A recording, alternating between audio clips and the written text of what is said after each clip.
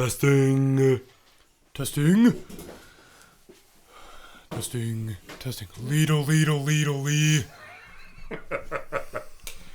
Maybe instead of having her eat spicy foods, we shove spicy foods up her butt.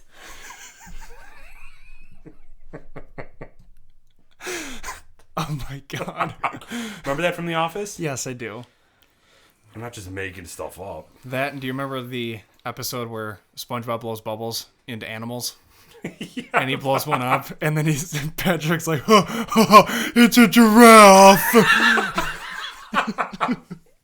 Christ.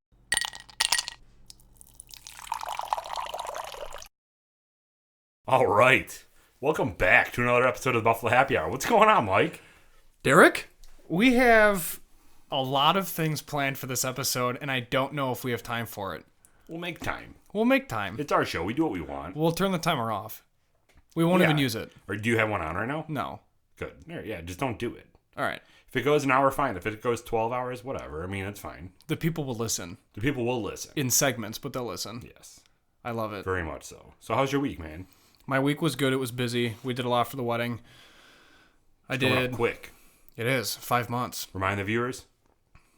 June 14th. I'm getting married. 2020. Woo-hoo. 5 months. Party. Up in Maine. And we did the wedding registry. The first good half of it. We have 9 pages.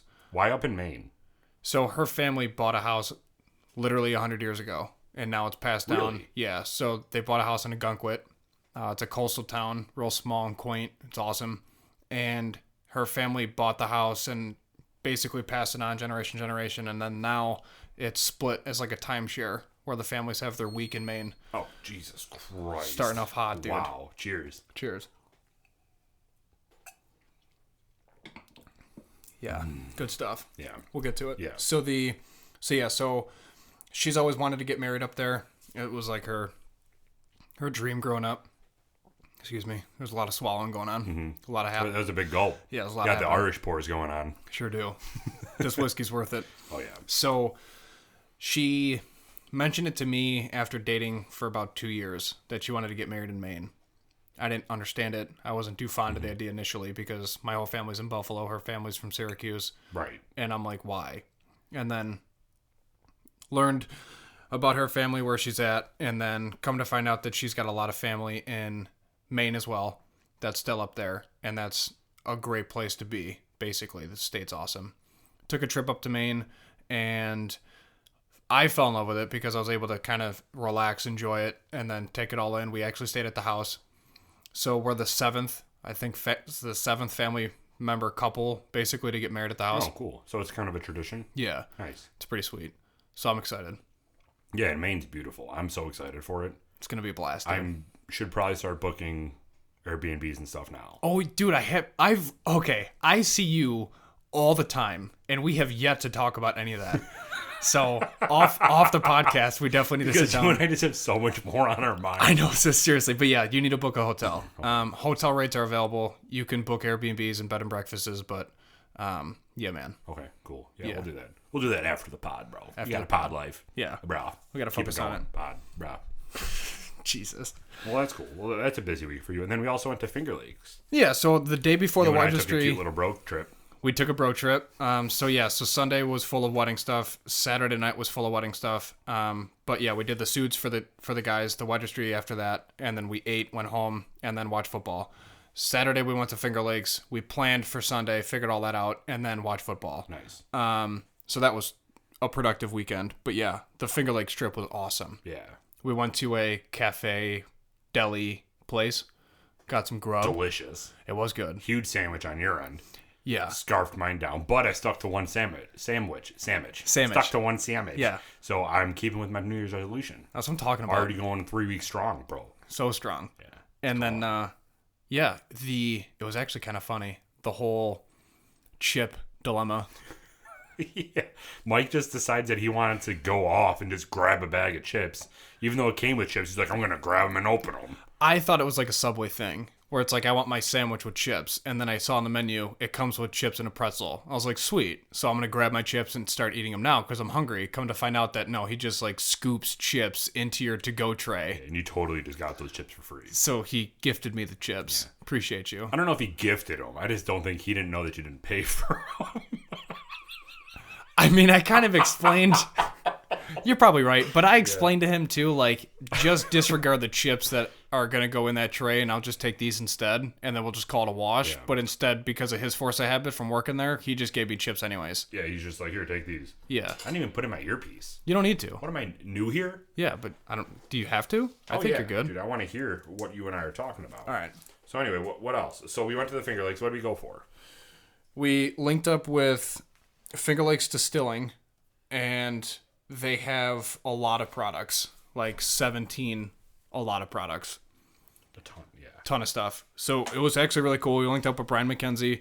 He's a super down-to-earth guy from Elmira, and then went to Cornell. I wonder if he met Andy, but anyways. And here comes trouble. Here comes trouble. So they have... Acapella, man. Acapella. So yeah, so they have... we tried their rye. Why? Yeah, Why? no, rye. Why we tried their rye. Why? Yeah, seriously. And their bourbon. And then also their what's the Irish one that you had? The single pot still. The pure pot still whiskey is the one that I had. Yeah. During the interview. Yeah. It was good. So Oh yeah, now I can hear. Look at that, man. Look at that. Quick setup. Hell yeah. So we interviewed Brian, went over their history, his history, where he's from, his humble beginnings, basically why he took the leap of faith, his involvement in the politics side of things for the state, and trying to get whiskey on the same scale as wine in regards to shipping out of states. Which is huge. Yeah. Which I didn't know that wine was so, you can do whatever you want with it. Whereas distilled spirits are not like that at all. Yeah, but he said that they had to work hard for it. Right, yeah. I mean, I'm not discounting anything that the wine people did, but... Yeah, I just didn't realize that they had to work hard for it. Because you don't think about it. You just kind of like, I'm just going to ship you wine. Like, that's a implied task. Who are we talking to that discussed the intricacies of that? Was it Tony from Three Chord? We were talking with somebody around the intricacies of shipping wine and shipping distilled spirits. And basically, your state has to allow for it. Also, Corey. And the state... Oh, Corey, okay, yeah. And the state that you're sending it to, or you want to send it to, has to allow for it too. And there has to be that state-to-state partnership in order for you to send it. Yeah, there's interstate and intrastate. Correct, yeah. So you can send it interstate, like intrastate.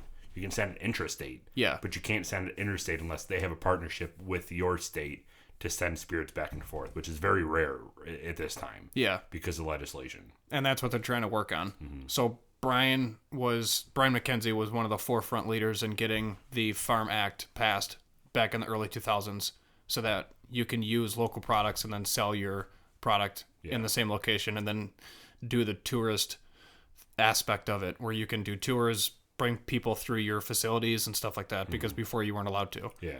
He was part of it with Corey Moscato, who we interviewed from Lockhouse. Yeah.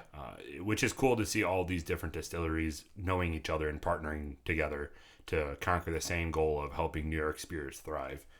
Brian was a very, very humble guy, too. So if you are interested in hearing that interview, which you should be because it was a great interview, it's going to be releasing this Friday. Mm-hmm. So definitely go check that out because it was a great interview, and he was very knowledgeable about everything. Yeah, he's a bro. Yeah. He's a riot. Off the camera, he was a riot. Yeah. Making a lot of jokes. It was good. Yeah. So what do we got here today? So we got their bourbon. I'm obsessed with their label. Mm-hmm. So I'm going to keep that in mind later. But yeah, this is just a straight bourbon whiskey. It's a 750 milliliter bottle, 45.5% alcohol per volume, and it's a 91 proof. So this is up there in proof, but it's extremely smooth. It's a classic taste for their classic label. Yeah. I'm all about it. What's interesting with this is they have a big company, and I'm sorry I cut you off for the bourbon topic. No, you're good. They're a really large distilling company, and they wanted to separate their bourbons from the rest of their products. Mm-hmm. So they have a Finger Lakes product for their flavored, like liqueurs and everything. So it's the Finger Lakes cranberry, whatever it is. Yeah, and the grappa, all that stuff. Yeah, the grappa and all that is Finger Lakes based or branded. Whereas this whiskey is McKenzie branded, which is his last name, because he wanted to separate the two different kind of arenas that they play in. Yeah. Because they're different. I mean, brown spirits are very different than clear spirits.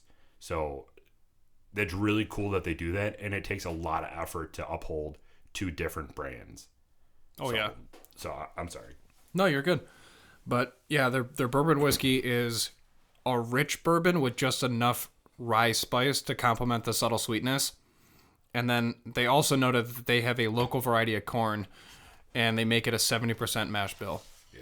So it's actually one of the best that we've had. Yeah, I agree. So just because you talked about the local corn, I do want to read the history of Finger Lakes Distilling. Again, he kind of touches a little bit on it during the interview, but like I said, he was very humble, and he talked about it a little bit, but this is what they have on the back of their menu. He gave us great cards and tools to use during this podcast, just so we can talk about Finger Lakes in the correct way. They have this that they want everybody to hear. It's better than you and I just trying to makeshift something ourselves. So I'm going to read directly from here, so bear with me for a second. So located in the heart of the Finger Lakes wine country, overlooking Seneca Lake, Finger Lakes Distilling is one of the oldest and largest distilleries in New York State.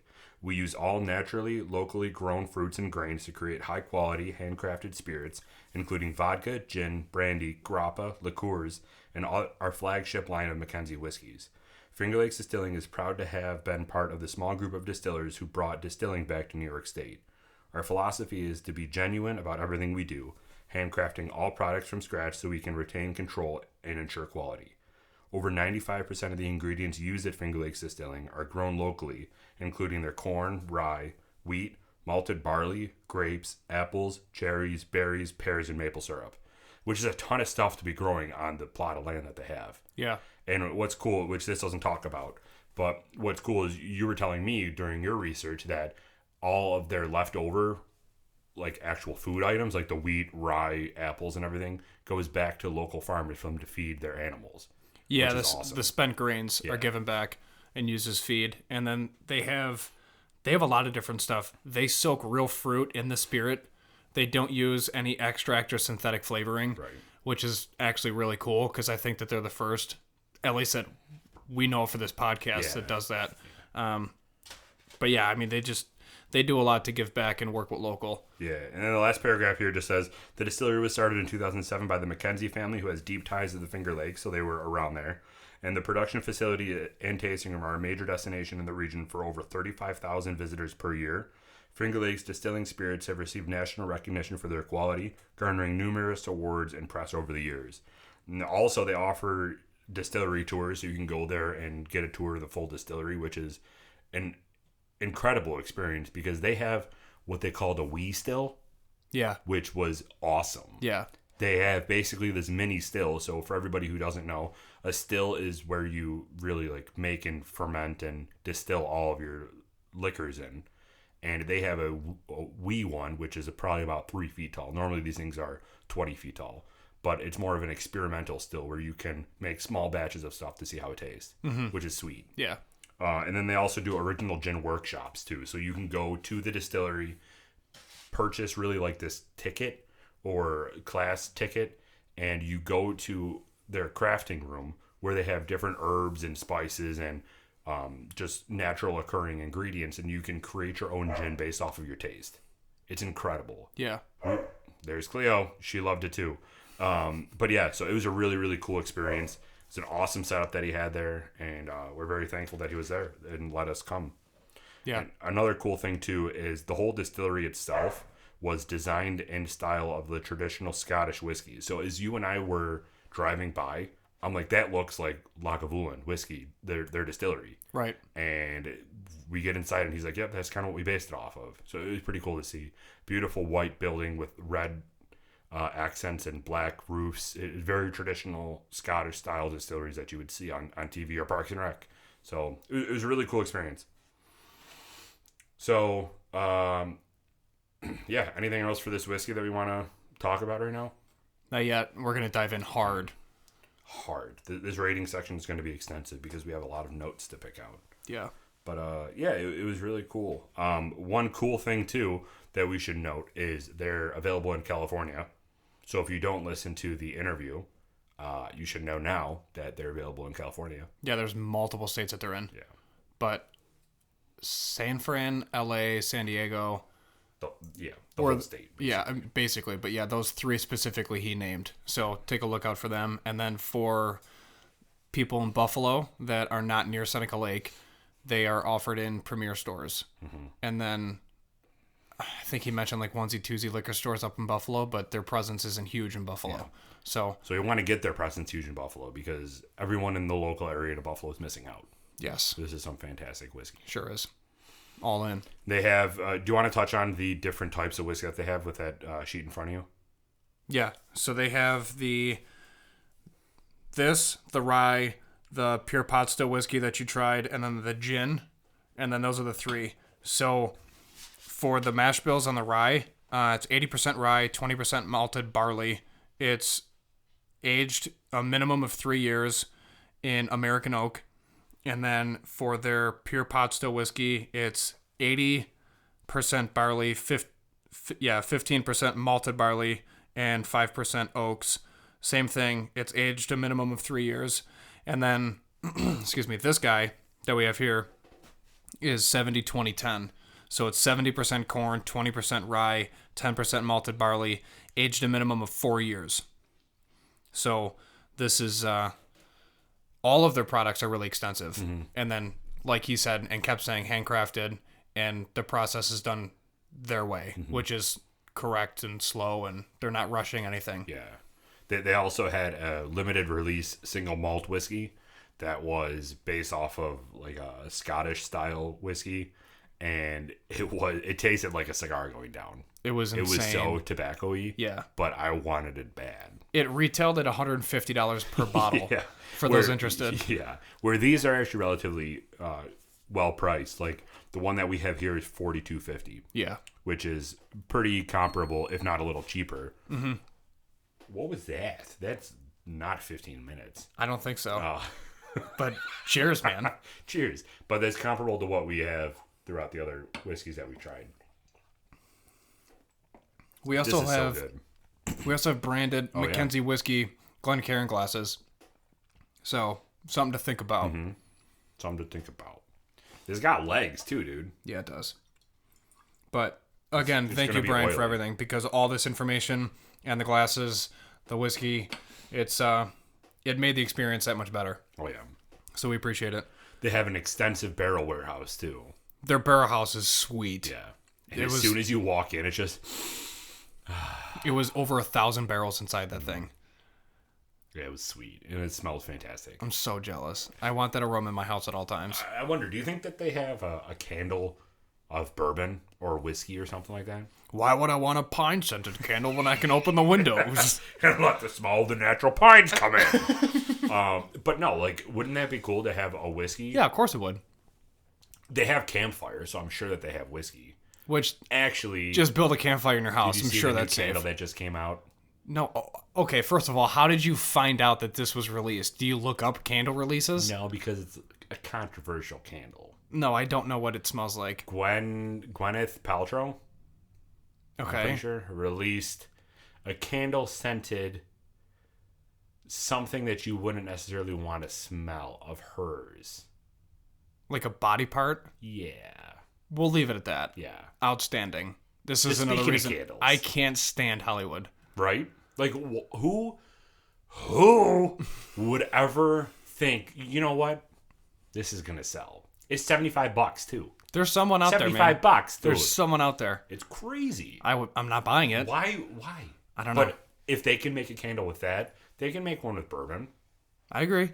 It wouldn't be maple, because maple would be bacon. But some other concoction of smells can give you that wood, oaky afterbirth, as Michael Scott calls it. I want a candle that smells like waffles or pancakes or breakfast foods. That'd be good. Yeah. Leslie Knope approved. But yeah, so that'd be pretty cool. Are you like a big candle household? We use candles, but it's not like we have a giant inventory or a closet full of candles waiting to be burned. What's your go-to candle? Ones that are made in a gunkwit. There's a famous store that you can buy candles in. Like flavor. Not flavor. That's weird if you're eating them. Yeah. I meant aroma. 1,000% not eating candles. I don't know, like the generic name ones, like Cozy Home or... so there's no, like, you're not a vanilla bean? Correct, no. Or something? Yeah, I don't just buy one scent. I don't buy just lavender candles.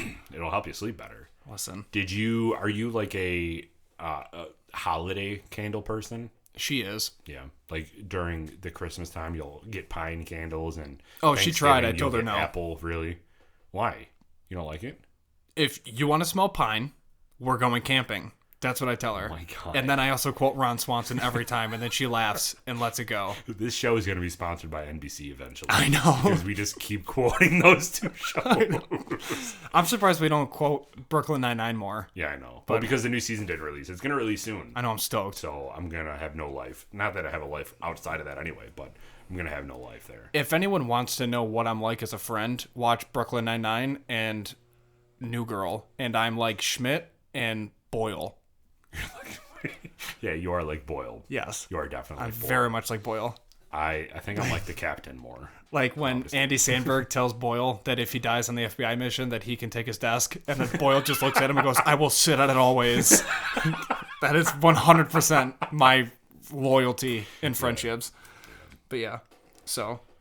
Do you guys have a real tree for Christmas? No.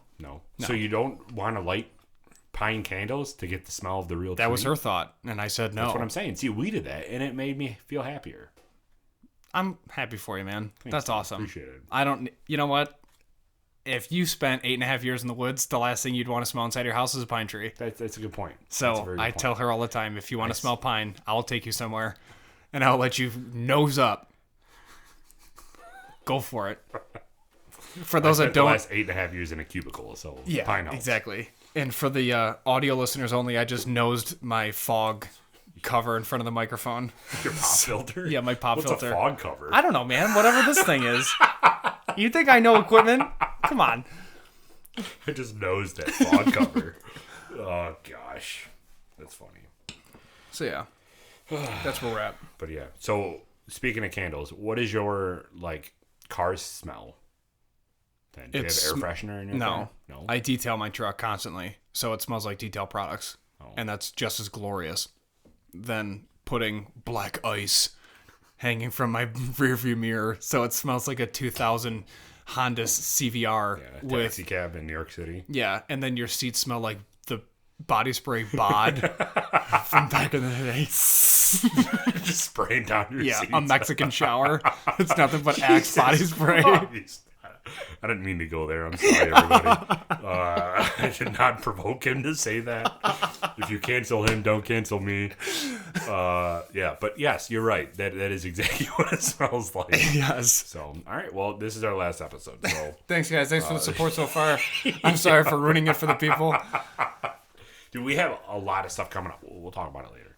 But did you ever have a car that you just couldn't get the smell out of? Like, it was just such a shitty car. What was your first car? A Dodge Intrepid. Ooh. I bought it from my buddy for $900. Did you really? I totaled it on Christmas. Solid. Yeah. On Christmas? Where? How? The Ford plant barrier on Mile Strip. Oh, shit. Really? Yeah. I was driving to... I think I was driving home. Yeah, I was driving home from my buddy's house. And it was late. It was like 11 o'clock. It was the fresh slush snowfall. Oh. And I took That'll do it.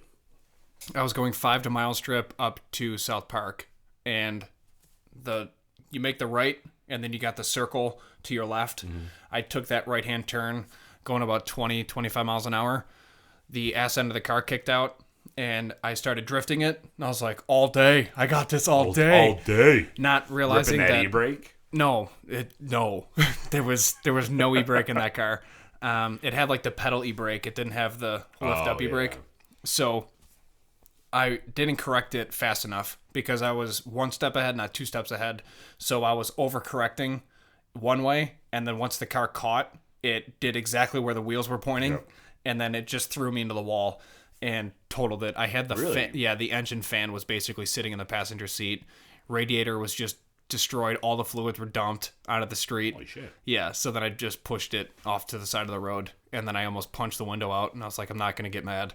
I'm just going to stand here, freeze, and then call my dad. Wow. Well, glad you're okay. I totaled my first car, too. Where?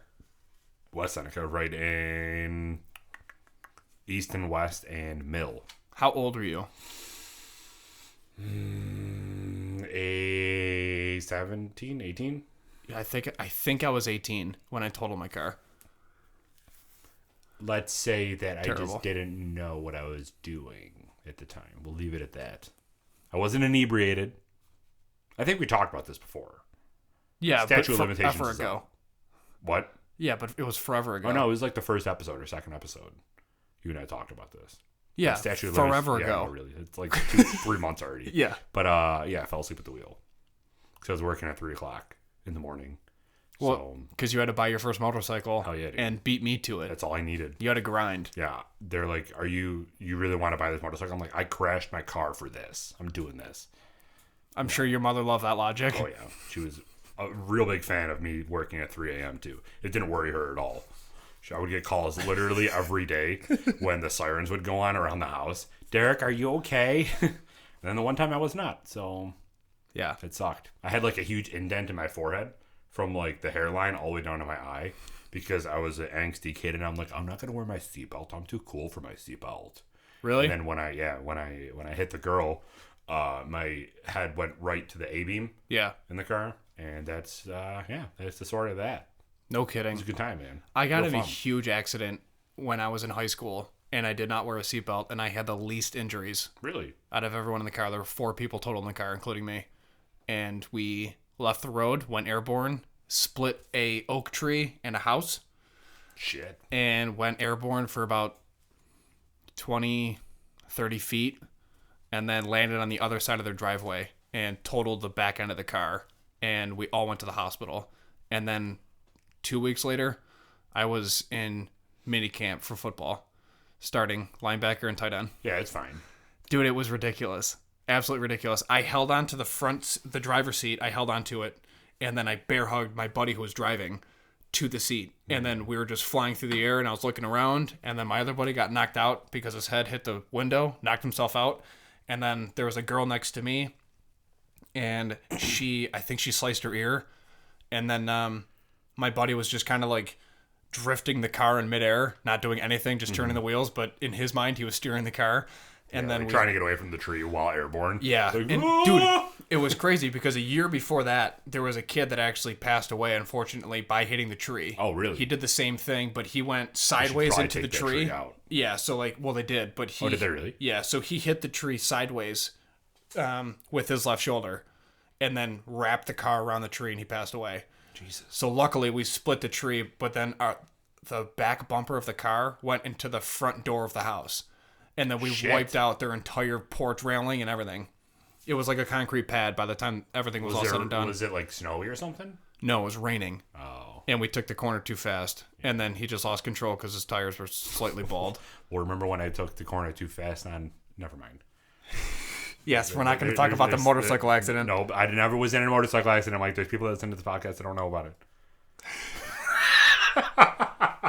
To be fair... Edit that part out. Statute of limitations, Mom. Don't get mad.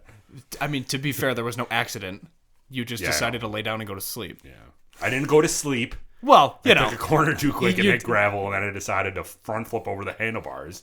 And then I got aggro crag and lifted it up with one finger, and you're like, Jesus, dude. Yeah, because it was a full tank of gas, and I'm like, I can't even move this bike, and you just deadlift it. I'm like, okay, Hulk. And then I had to drive home the full way in like second gear. Do you remember that? No, I forgot. Dude, we're driving through like the East Aurora. Yeah, it was East Aurora. Yeah, we're going through East Aurora. Yeah, we're driving through East Aurora, and the bike's winding because it's at 6,000 RPMs. It's just like, no, it wasn't 6,000. It was actually higher than that, probably like 10. And the bike was just whining. Yeah. And everyone's looking at us, and I'm just like bruised and shackled, and I don't have a bike anymore. So there you go. You actually did a really good job of just riding through the grass, though. You would have been fine, except there was a rut. Yeah. You hit the rut, and that was it. It was a perpendicular rut to the way that you were driving on the grass, and then your front wheel just hit that, and then that was it. If it wasn't anything ridiculous. Yeah, my thumb still isn't the same from that. Like, yeah, because it jammed it in the handlebar. Yeah, well, I'm pretty sure I dislocated it, and it's just like there now. It's like, yo, what's up? I'm here. Why don't you just get it looked at? Because it's too late now. There's cartilage buildup. They'll have to do surgery. It's fine. It doesn't hurt. All right, why's that? Yeah. I don't go to the doctors. I don't believe in them. So. You know what helps? What? Whiskey helps. It does. It helps a lot. So speaking of that, I got to give my buddy a shout out. Little segue to get your mom off of our tail for screaming at us. Whiskey helps, man.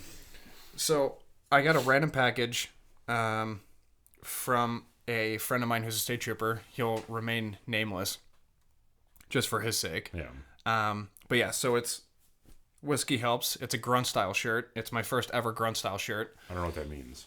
It's the brand. Oh. Yeah, it's the actual company. Oh, that's cool. It's actually a prior service Marine who started the company. But yeah, so it's a nice t-shirt. There's a lot of local, or not local, but veteran-owned companies that people just don't know about. Yeah, man. You want me to name two of them? Yeah, go for it. Okay, Walmart and FedEx. Mm-hmm. Boom. Where was I just listening to that? I told you. No. Yes. I mean, you might have, but I just heard it on something that I was just listening to. On the way to work this morning. What was I listening to? I don't know. Was it another pod? Maybe. But yeah, Walmart, FedEx, and there's another big one. Oh, GoDaddy. Yeah, you were. Yeah, that was me. Yeah, and GoDaddy, because I learned that from a podcast. Mentors. Hold on, let me get it right. Telling me this. Yeah, dude, I don't know. All my days blur together now. Mentors for Military. Oh, okay. Is the name of the podcast. It's actually a really, really good podcast for any vets that are interested. But they have special guests on every episode, and then they just talk about their stories. That's sweet. Yeah, it's awesome. So I heard it through them, and they basically were just discussing how a lot of vets after World War II got into being business owners, and then how networking is huge, which hence my Facebook post where I talked about networking. Mm-hmm. And then he brought up, I was scanning through some of the episodes to see who they had on, and they had the founder of Grunt Style, on their podcast. So I'm going to listen to that in a little bit, but yeah, it was pretty cool. So thanks for the shirt, brother. Well, maybe eventually they'll have the founder of the Buffalo Happy Hour on. That's what I'm talking about. His service. Oh yeah, all my great stories of my cherry service. Absolutely. Yeah, you were telling me some good stories on the way back from the Fingerlakes. That's pretty cool. Yeah, there's some good ones. Yeah. Cheers, dude. There's. All right, it's definitely not every 15 minutes anymore. All right, it might be. We're at 30 minutes right now. There were 3 beeps in 30 minutes. But we also started real quick. Yeah. At like 0, 0, 0, 0, you know? Yeah. 0, 0. 0, 0, 0.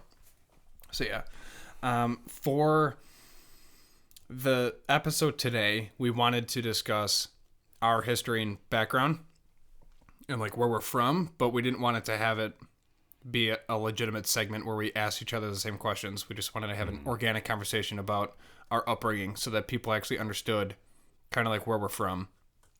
So they don't think we're two like total ritzy kids that had it all growing up. Like Bobby Board Shorts. Like Bobby Board Shorts at Oyster Bay with the heated driveway. Here we go again.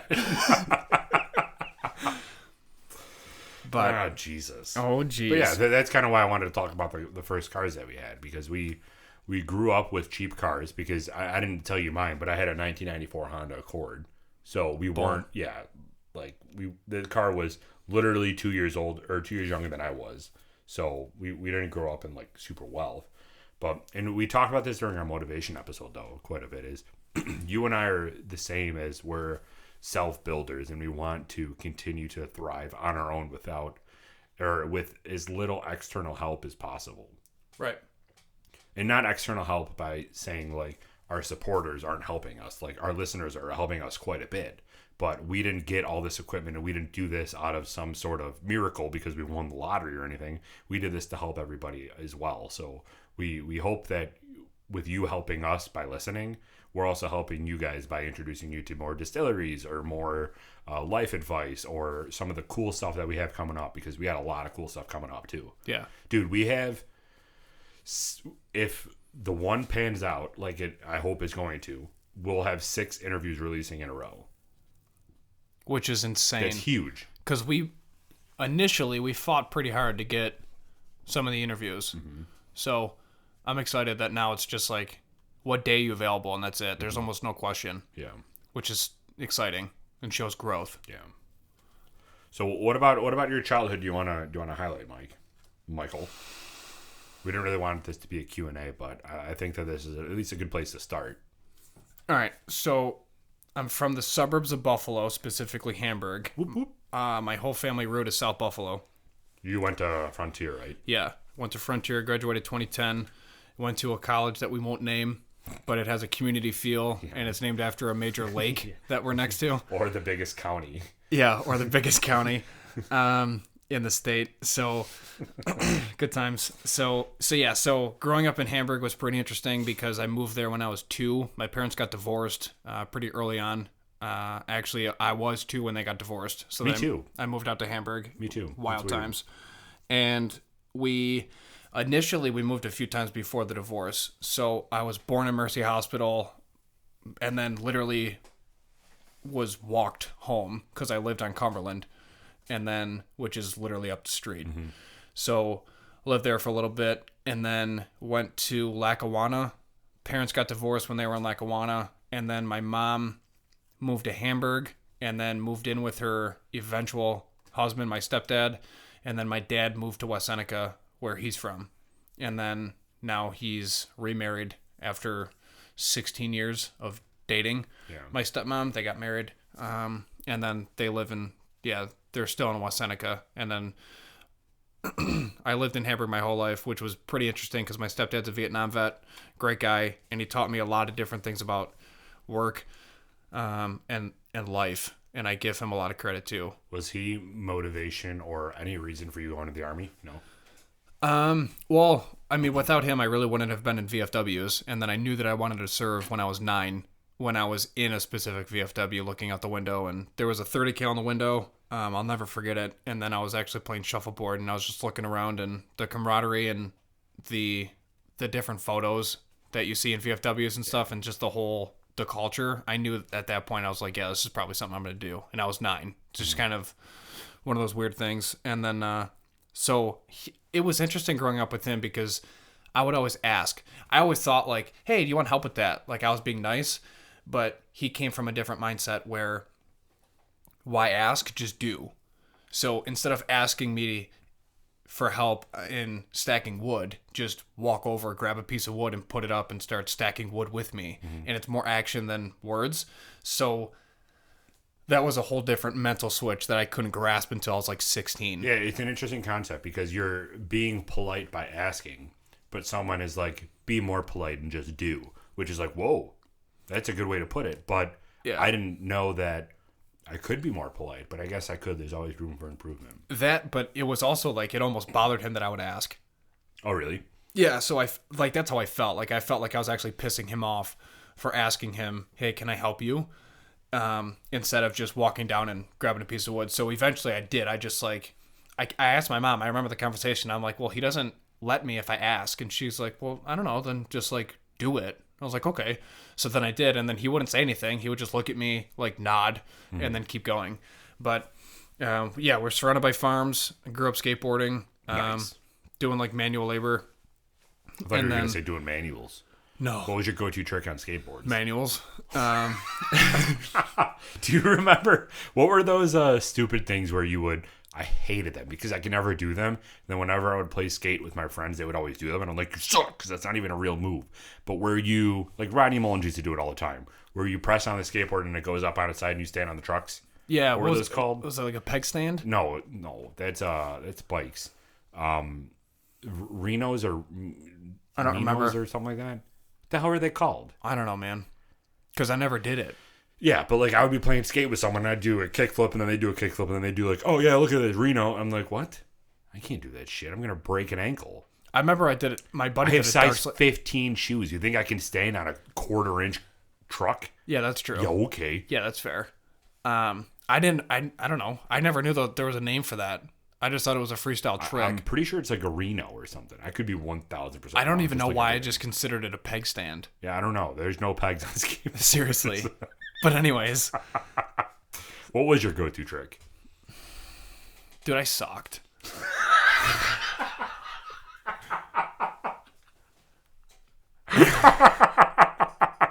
That is a go-to trick, I guess.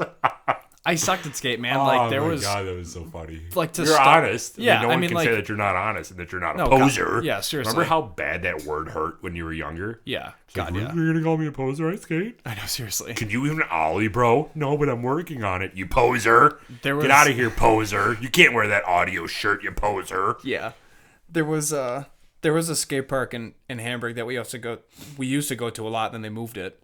It was right next to the police station, so that was great. No, because growing up, you always wanted to be the rebel and tell the cops off. Yeah. Bunch of idiots. But anyways, there was... Speaking of telling... Never mind. Yeah, no, we're not going there.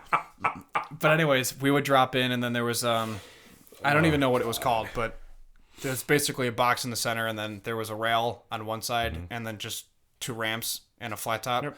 So I would do a 180 off of the side. Oh, okay. And I felt like I was going pro. But I landed, and my back foot, which then became your front foot, was in the pocket of the tail. Mm-hmm. And I snapped my tail. Oh, really? And I was so poopy. Damn. I'm like, come on, the one time I would have landed it. What was your board? What did you use? So, my go-to was... This is a very niche topic. Yeah. Niche topic, whatever. Yeah. Only like 4 subscribers are going to get this, but I really enjoy this, so keep going. Okay, so I used... My favorite was Pig, when Pig actually made boards. Oh, yeah. Wow, that was a while ago. Yeah, dude. And then I also liked Baker and Flip. Baker was mine. Really? I love Baker. I had that... I couldn't stand Element at all. Well, I thought Ben Element Margera was just... hyped it. Yeah, I'm like, you guys are so annoying. Yeah, Earth, Wind, Water, Fire. Earth, like, really? Earth, Wind, Water. I'm like, you know what? I hope that the opposite just ruins all your elements. Yeah, You're annoying. Jesus.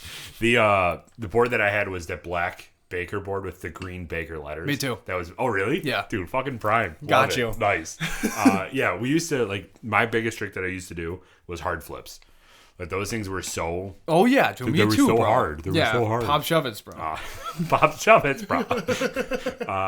The Pine Gang. But, yeah, I used to do hard flips all the time. And me and Steve used to go to East Aurora all the time and skate around East Aurora with a bunch of my high school friends. Nice, and, like, do sets and stuff. It was a lot of fun. I miss those days. Okay, so you're one of those guys? Yeah. You would call it a set instead of a staircase? Oh, yeah. It was a set. Or if it was long steps, like instead of the steps being like a foot, they were 2.5 feet. It's called a hubba. Oh. Fucking hitting that hubba, bro. 180 off that and fall. Love it. Favorite move. So I remember we went downtown once and I skated I think it was either Family Court or it was 95 Franklin, and all the marble that used to be around the buildings. We used to just grind on those. Really? And then security would show up in about, I don't know, 3 seconds. Yeah. So you would have one attempt before they got there. Mm-hmm. And we're like, no, we're going to stick it to the man. This is not a crime. Yeah. And they're like, It's like... It's damaging property. Yeah, it's a county building. You're damaging property. Yeah, you got to grease it up or wax it up and everything like that, and it just doesn't work. No. Did you ever get into snowboarding then after that, or no? No. I got into snowboarding years later. And oh, so you do snowboard? I mean, I fall with grace with a board attached to my feet. I suck. Yeah, I suck, bro. So I snowboarded on leave, actually, and I literally fell down the mountain. Really? Dude, it was horrible. Did you ever go again? Yeah. If it was like a bunny hill, and then one of my buddies that's actually great at snowboarding was there to teach me. But so Steve is trying to get me out going snowboarding. Mm-hmm. And I haven't snowboarded in probably about, it has to be like 7 years at this point. I used to snowboard a lot. Like, I was hitting rails, like skateboarding. And then one time I wasn't wearing a helmet because I was an idiot. And I hit a rail or this box. The board flew out from under me because it was super, like, I wasn't over it correctly. Nailed my head against the box. And I was like, okay, I'm done. And I never went snowboarding ever since. So I want to go. I don't have a board or anything, but I definitely want to go again. So me, you, and Steve will have to go because Steve's going up to friggin' like Vermont? No, he's going in Canada somewhere with his buddies to go snowboarding down a mountain. I'm like, yeah, okay, me too. Yeah, those kids go pro at like 9. Right. So Steve's going to do it, and me and Steve should go because that'd be a riot. You can watch me try to backside board again because that used to be my go-to in skate. Really? Yeah. If I had to pick one trick, because you remember you used to buy those like little rails that were like 4 inches off the ground? Oh, yeah? Yeah. It had like a little kink in it. You're like, yeah, dude, I got it. Yeah. Or You were worried about losing the pins Yep. for the brackets to stand it. So anyways, that used to be that used to be it. I would always try to do like a pop, shove it into a backside board and just break teeth. But dude, it was crazy. Face. There was a buddy that we used to skate with who was actually sponsored, and we thought he was like pro because he was sponsored. Yeah. And which is far from it, I realized. Yeah, but at the same time, it's Hamburg. Like, right. I mean, that's kind of going somewhere. Right, yeah. In Hamburg, New York to get sponsored. But anyways, he did a backside. You had 2 months out of the year to actually skate or else there's snow on the ground. So yeah. It's pretty impressive. He had a backside lip slide, and then he was able to essentially ollie off the rail. And I've never seen that before in real life. Oh, really? And I was like, how is that possible? Like, it defies physics. Like, there's nothing to ollie on, but you're still able to ollie off of the rail? Like, what? And he's like, you just do it. And I was like, yo, okay. Yeah, you just do it. Yeah. Make your dreams come true. Like the Shia LaBeouf, just do it face. And I'm staring at him like, I can't understand how you just pop shoved it out of a backside lip slide. What else was your go-to when you were younger? What other sports did you play? I was all football. Yeah. My mom... I keep correcting my posture. My posture is so bad. You're good, Or man. it used to be bad, but like, I find myself slumping over a little bit, but I got to keep remembering, like, back straight. Back straight. Yeah, there you go. But yeah, my mom was hesitant to get me into football, like organized football for like Pee Wee, but I played baseball growing up. I played baseball for about 13 years, and we go camping a lot, and then she didn't allow me to play baseball anymore because she wanted to take me camping. So, all right, sounds good. Then we go to Allegheny, rent out like the cul-de-sac, the whole family, and then we would my family makes special chili. So my family's famous chili. So we'd all show up.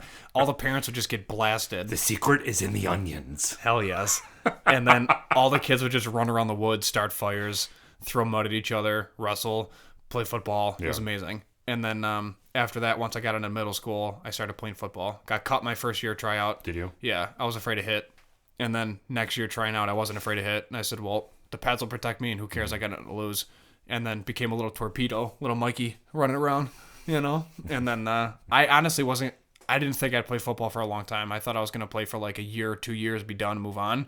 And then it actually rode me through all of high school, and I got 2 college letters that Did you really? I didn't know about. So shit. At 16, where were they for? So at 16, I moved out of my mom's house and moved in with a buddy. So they're 15 minutes apart. Mm-hmm. So before I start this story, I should move this because I'm gonna need more. Just kidding. So yeah, no, really, me too. No, I'm just saying because this part of my life sucks. Oh. So at 16, I moved out of my mom's house. A lot of reasons, but she was going south with like her drinking and abuse and stuff like that. So I moved out at 16 after the 5-0 showed up. So Jesus. I moved in with a buddy, and then finished high school at his house, and then going through the courts to figure out like who was going to get custody and stuff like that. So that was a grand old time. But I was playing great football because I was super angry, and that was my escape, because I was always told by coaches, you will do things on the football field that you can't do on the streets, and you would get arrested for. So just vent here. And that was it. Like, that was a light bulb. So I would literally haymakers at kids. I would just like, dude, I would sprint as hard as I could and just wallop kids. Yeah. And I would always lose because I wasn't big. Because I would just like hit linemen in the hole, like trying to blitz, like Tremaine Edmonds, except he could like do it. And I would just like get pancaked and they would laugh at me. So I was told, actually the starting linebacker at the time, he's a really good guy. He told me that I should start working out. And I'm like, for what? Like, what is that? That's a thing? And he's like, well, yeah, like you need to get bigger so you can play. And I was like, okay. So I went to the gym, went to the weight room one day after school. And then I went with a buddy who was actually like the starting defensive end at the time. And then we just worked out together every day after school. And then it became a thing where I would work out after school until 5 because I didn't want to go home. Yeah. So I would take the detention bus without being in detention because I would just live in the weight room. Or I would lift, like, depending on the day, I'd work out until like 4 and then take the 4 o'clock bus home. So moved out of my mom's at 16, lived with my buddy and his parents, thank God. And then finished my senior year at his house. And then my mailing address never changed. So when I finished high school my senior year, all my buddies were getting letters or offers or like looks, different invites to stuff. And then I'm like, well, they're like, what about you? Like, you started all year. And I'm like, I didn't get anything. And they're like, oh, okay. Well, like maybe something will come. Like, who knows? And then my coach told me like I was honorable mention for like all team or whatever. But in Frontier, it's a big, like you're used to it too for Iroquois. Like you're playing a lot of schools. So for Section 6, it was a lot. But at the same time, it's not like Ohio or down south where football's life and you're playing the best of the best. But for where we were in Buffalo, we were in the toughest section. Like Section 6 is a lot of the bigger schools with 450 plus graduating kids per class. So I ended up getting 2 letters from D3 schools at my mom's place. And she never told me because obviously there was the huge dispute and everything else. So she never told me that I got college letters. And then I found them years later. And then I told my dad, I was like, hey, I found 2 letters from colleges to play football that I didn't know about. And then he was pissed. Oh, I bet. Because if I got those letters, there was like a 95% chance I would have taken at least one of them on ego alone, just so I can like go play college football. But instead I went to community college, and then I joined the Army because I didn't know anything else. Right. And I was like, well, screw it, I'll just join the Army. And then that was it. That was the rest of my life until now at 27 years old. So yeah, I found them in a box, and then so it was wild. And then it does suck for sure, but yeah, I mean, dude, there's a lot of shit that happened outside of that never would have happened if you seriously went. So I mean, I never would have met your you. Wife. I never would have met you. Me first, obviously. Obviously, you first. Your future wife, dude. Yeah. You wouldn't have worked at where you do now and met her. I know. So, I mean, things do definitely happen for a reason, and that sucks, but... Dude, it was crazy. Life. Yeah, I would be pissed, too, dude. There was so much stuff that I found. So she died February 2018 at the 6-month mark into my deployment. So I came home for the service and then flew back and finished my deployment. Yeah, I remember that. Yeah, so when I went to the house after the service, I found a bunch of stuff, and then my stepdad's like, take like whatever you want, like all this stuff is yours anyway, so go through it, and like, all photos or whatever. And I was like, okay. So we're doing that whole process, which sucked. And then I found them. I found the letters. Damn. And I'm just like, I almost went to my knees, dude. I was so just like distraught because there was about 6-7 years that I didn't talk to my mom at all. Even when she was alive, like we just didn't talk. Yeah. So the whole relationship like fell out. But yeah, it sucks. And then now that she passed, there's nothing that Yeah. I mean, the only way that I could talk to her is basically through like a medium. Right. If you like believe in that, but right. Yeah, dude, it's wild. Do you believe in that stuff? I do. Yeah. But dude, it sucked. The whole thing sucked. Because it would have been cool just to say that like I played in college, even if it was D3, just to have that experience and the camaraderie with the boys. And but still, like, what isn't UB's considered D1, right? UB? Yeah. So like, what's a D3 school around here? Like Buff State? Yeah, Buff State, D3? Allegheny, Thiel, places like that. I mean, people like those make it to the pros though. And who knows? You could have played 2 years there and then get scouted by a D1 school. Yeah. I don't know. That shit happens all the time. Yeah, but even still, I mean, the size that I am, I don't think I would have started at linebacker. They would have moved me to probably safety. Dude, you're 6'3". I'm 6'1.25" without shoes. I'm 6'2". Shut up. I swear to God. No, you're not. Okay. Let's get a tape measure out. We'll record it for the Instagram story. But dude, coming out of high school, I was 6'1", 185. Oh shit, you were small. Yeah, I needed that meal plan, bro. Like I was so into running. And that was the other thing too, because like all the stuff that happened with my mom when I moved, I left my buddy's house after high school, and then I moved into my dad's house in West Seneca, and I don't know anything about West Seneca. Yeah. So I would run West Seneca. I would run anywhere from 2 to 13 miles. Jesus Christ. At a time. What?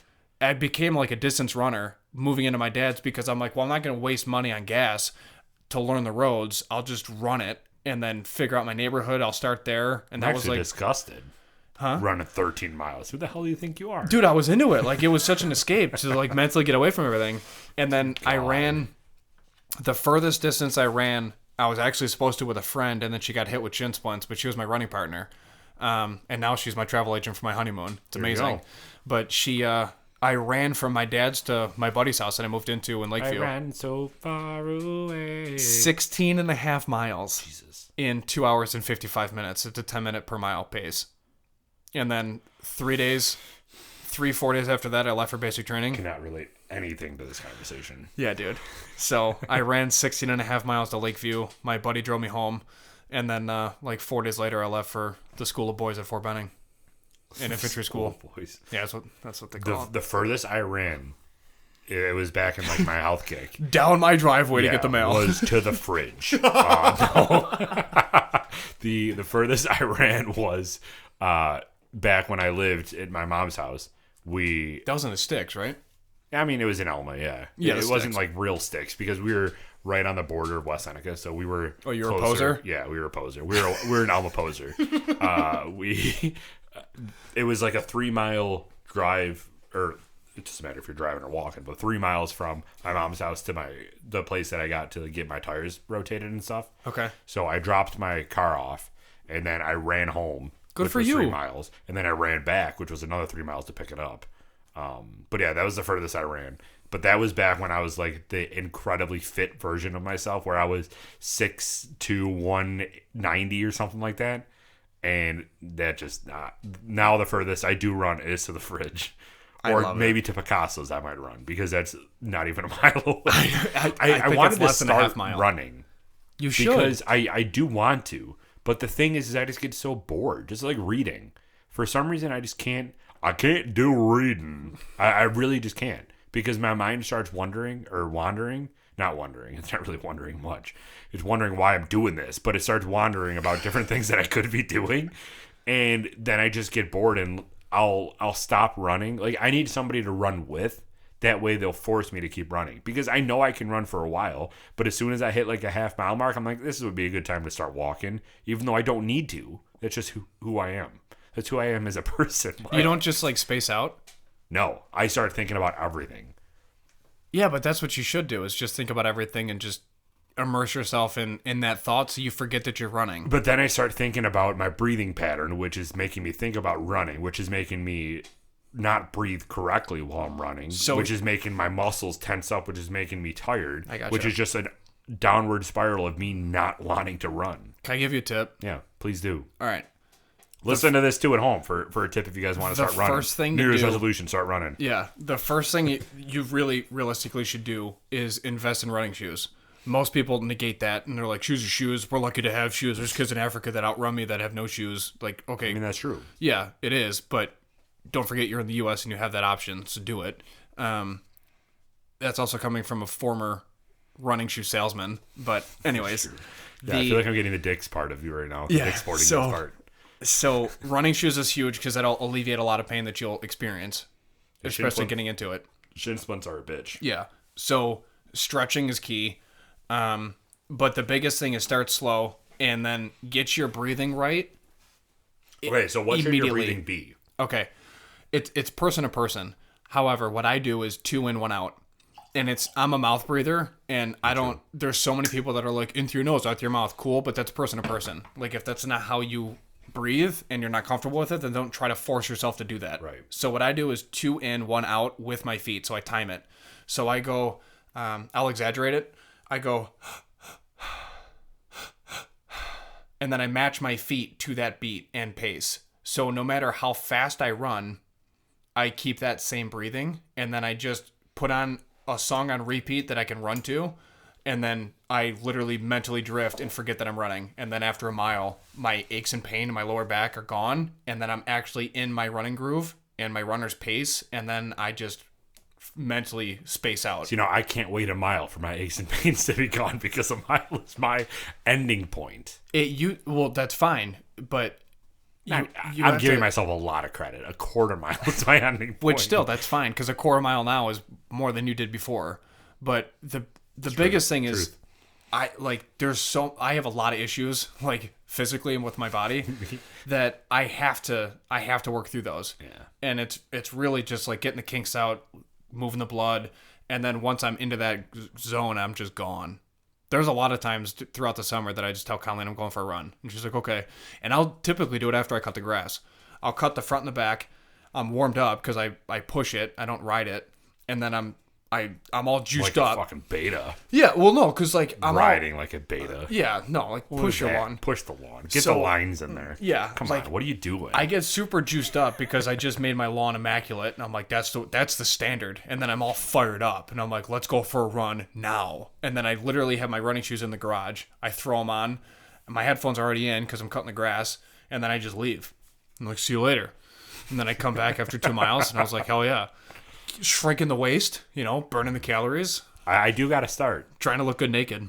Because what I want to do is run in the morning before I go to work. Yeah. That would be ideal for me. Mm-hmm. Because that way I do the cardio fasted, come home, have a breakfast, because I don't normally eat breakfast, but I want to start eating breakfast. But go run in the morning, come back, eat or have a shake or something like that, and then go work out afternoon. 2020, new Derek, bro. Just sitting here peeled. Yeah, as I'm drinking whiskey and just had pizza today. I'm proud of you. Just kidding, I did not have pizza today. I'm on like a little health kick right now. Are you? Yeah. Colleen's actually making dinner now. Yeah. Because the national championship game is tonight. Oh, shit. Yeah. So, are you nervous? Surprised you're not repping the hat, bro. We're not going to talk about... Dude, I got this fresh haircut. I know, that's true. You do look fresh. So, I'm rocking that. I'm letting the people see it. Letting the fresh lettuce show through the shirt. Fresh lettuce. A little bit of chest hair. Dude, I got it all the time. I actually didn't rebutton my button for when I put the let it air out. On, but just let it like, air just out. Go, just Dude, all right. Kelly Clarkson. I gotta tell you, I was getting measured for my suit. What the hell just happened? You get disconnected? Hello? I can hear you. Go for it. Okay, so I was getting measured for my suit for the wedding, and the guy measured my chest, and he's like, all right, 42 inches. He's like, oh, you're a big bitch. No. So, dude, it was like a little boy, and he's measuring me. Where'd you go? Men's Warehouse. Right over here, Galleria? Yeah.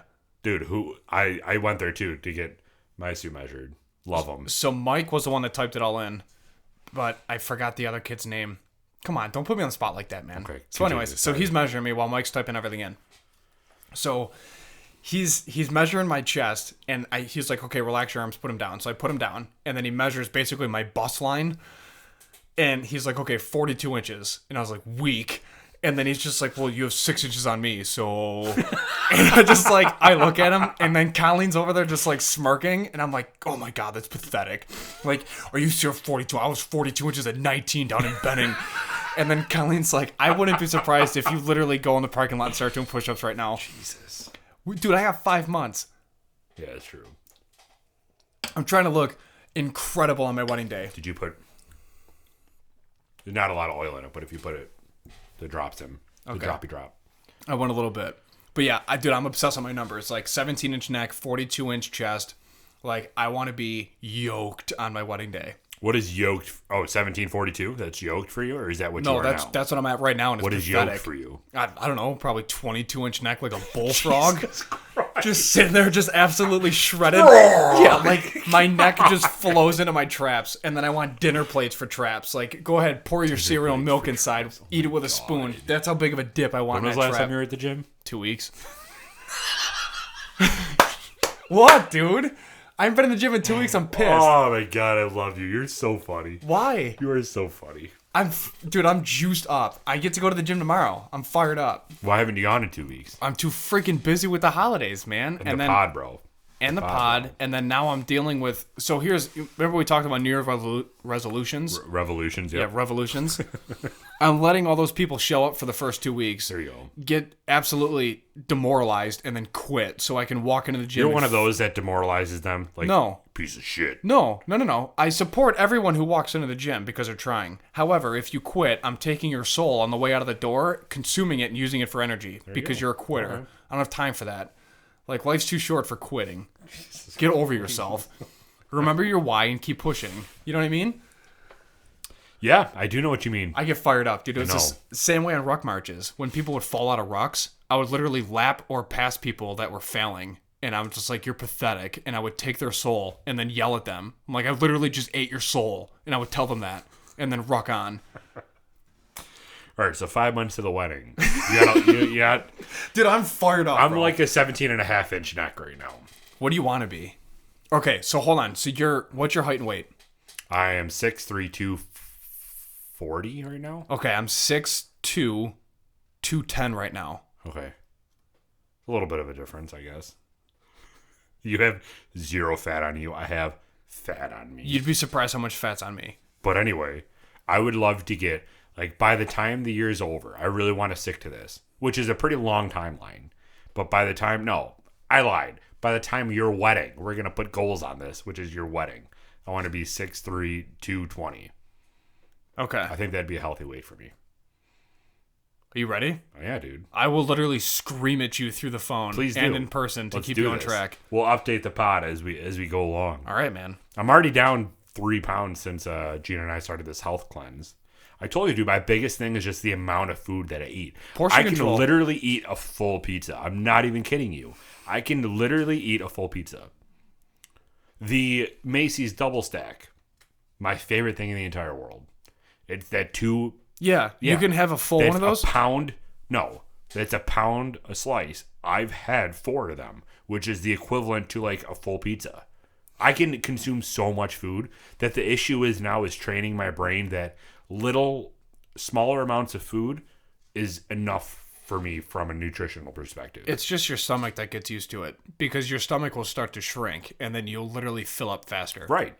But like the thing is that I don't stick long enough to do that. So that's the whole thing. So 3 months. We got it. Let's do it. If you're consistent for 90 days, you'd be surprised how easy it is to remain consistent. I'm stoked for you. Let's do it, bro. Let's get the veins in the arms. I was just talking before. I'm like, I'm jealous how big your arms are than mine right now. Dude, I literally haven't been in the gym in 2 weeks. Oh, yeah. Flex on them. From the other side. Flex on them. No. So real quick. So your parents divorced at 2. And then did both of your parents stay in Elma? Or did one stay there and one go way off? We can continue this conversation next week because we're already at an hour. Come on. Yeah, so we'll continue this conversation next week to talk about my family history. All right. But basically, just to sum up, you're right. My parents were divorced when I was 2. My dad then moved to initially Orchard Park. He got an apartment in Orchard Park. My mom stayed in Elma. My mom still is in the house that I grew up in. Which is, I mean, that's kind of cool. Yeah. So like my dad moved to Orchard Park and then he moved to Sloan and now he's in Lancaster. And then my mom stayed in Elma next to my grandma. My mom has some health issues right now, which we can also talk about next week if we wanted to. But yeah, so that's basically the start of the childhood, and we'll get into it next week because we got to get into the whiskey, some cocktails, and whiskey rating. Yeah, there's a lot. Okay, we have a lot that we still have to talk about, and it's been an hour. All right, no problem. All right, Derek, drop the beat for the cocktail section.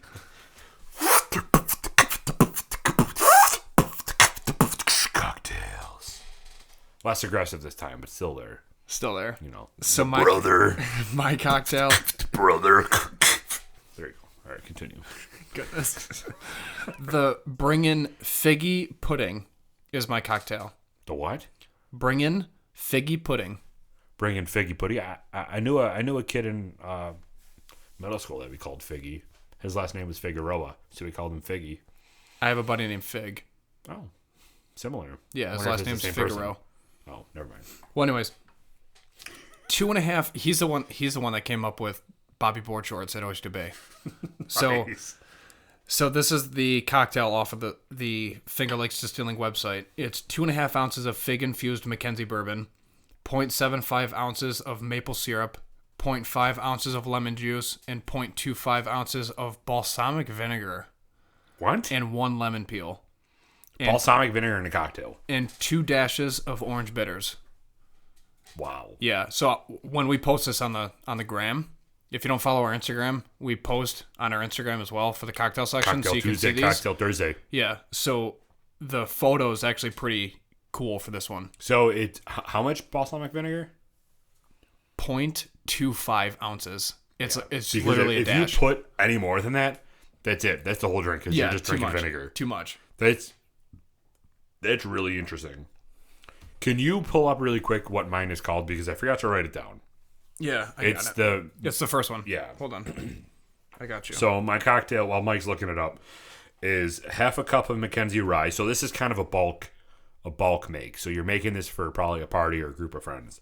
So a half cup of McKenzie rye, a half cup of Fingerlakes Cassis liquor, 15 drops of Fee Brothers cranberry bitters, 2 cups of fresh apple cider, 4 whole cloves, and 4 short cinnamon sticks. And you're going to put that in a crock pot and turn it on low for an hour, and it's going to cook. It's an interesting take on a cocktail, but it sounds fantastic. And it's called the McKenzie Scarf. McKenzie Scarf, that's what, yep. Okay. Boom. Scarf. Oh, yeah. Scarf. All the things. Yeah. So, we still have some football news to talk about, and we still have some upcoming episodes, interviews, and we have to do the rating. So, let's extend the football talk right now, if you want. Is that cool, or do you got stuff that you want to talk about? No, I just wanted to say that your boy Dable did not get the head coaching job at Cleveland. So mad. Yeah.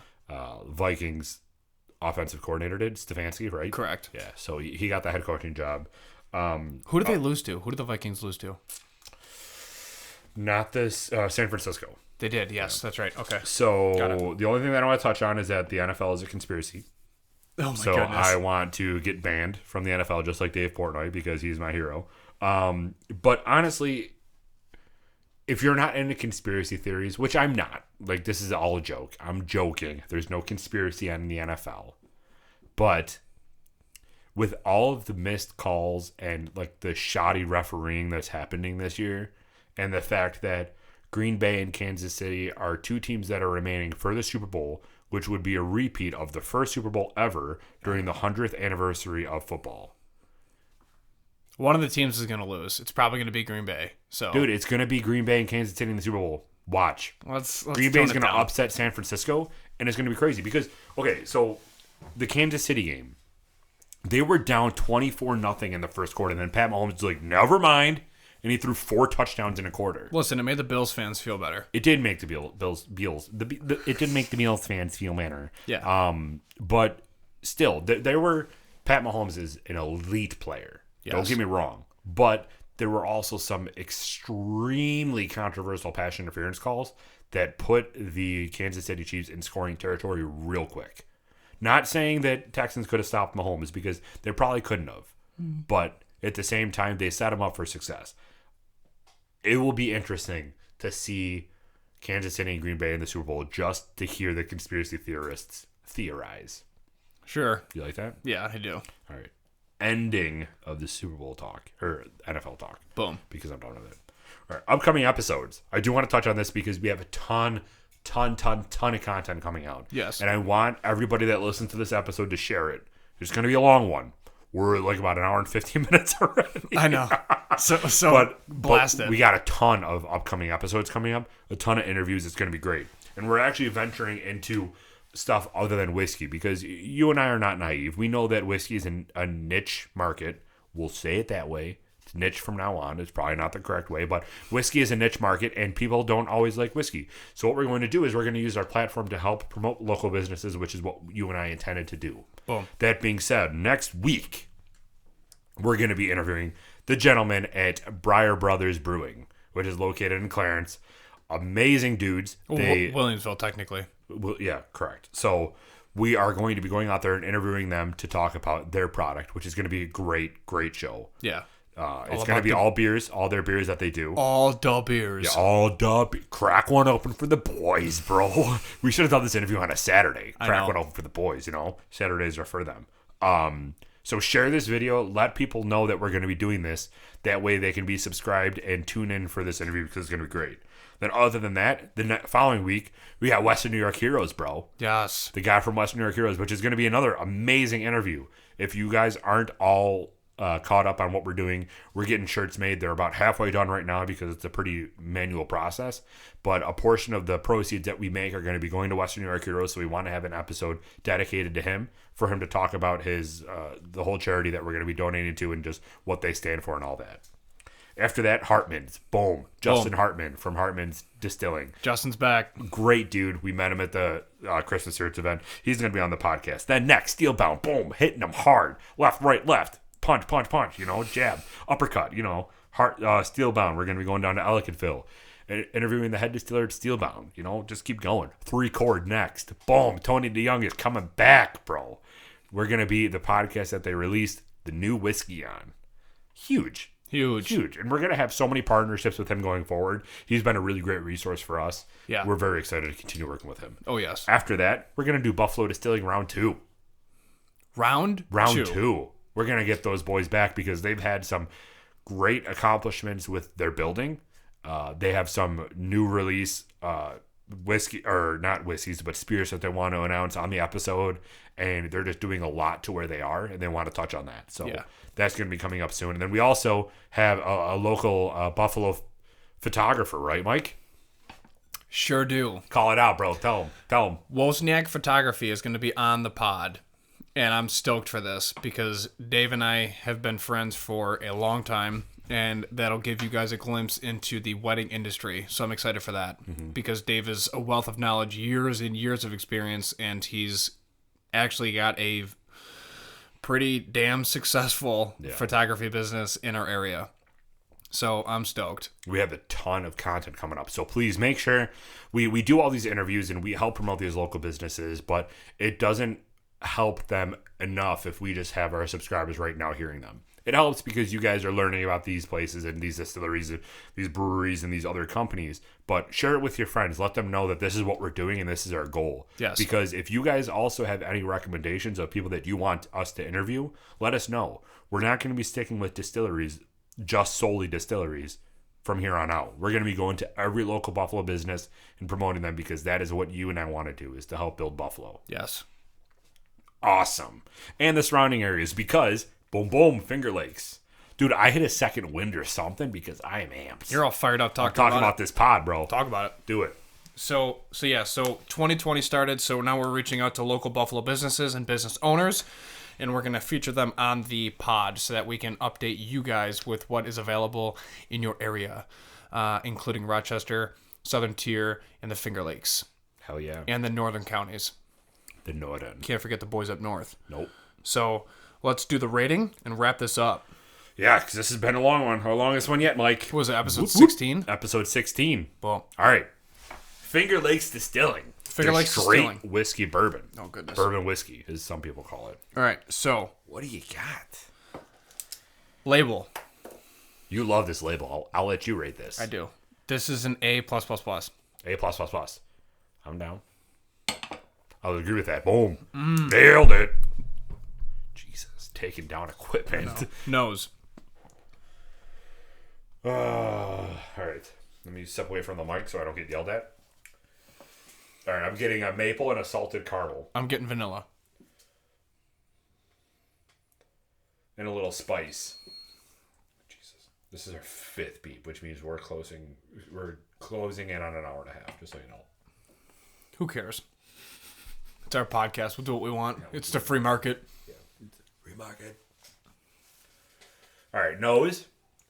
I'm getting a lot of stuff. Yeah, but what do you want to rate it? A+++. Agreed. It's actually really gentle. It's very gentle, and it has a lot of sweet notes to it, and not many harsh notes, which makes you want to keep drinking. Yeah. Initial taste.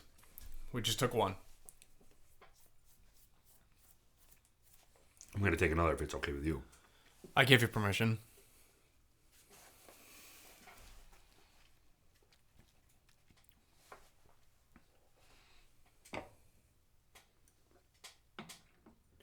You can taste very, very, very, very subtle pepper, which is because they put rye in their bourbon, right? Mm-hmm. They're, 25% rye or 15% rye? 20. Right in the middle. That is very uncommon, I feel, with bourbon whiskey.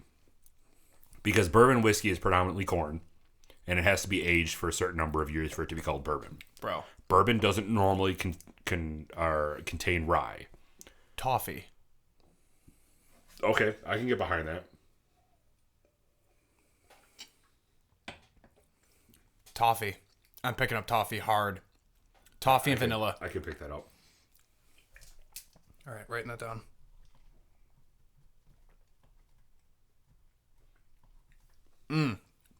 You're right. Ending note, I'm getting more of the pepper. Yeah, because the burn gives you that hint of pepper on the end. So we'll go vanilla toffee for the initial taste.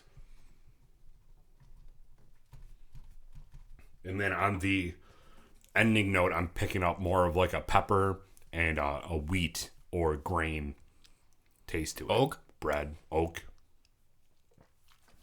Let me see if I'm sorry.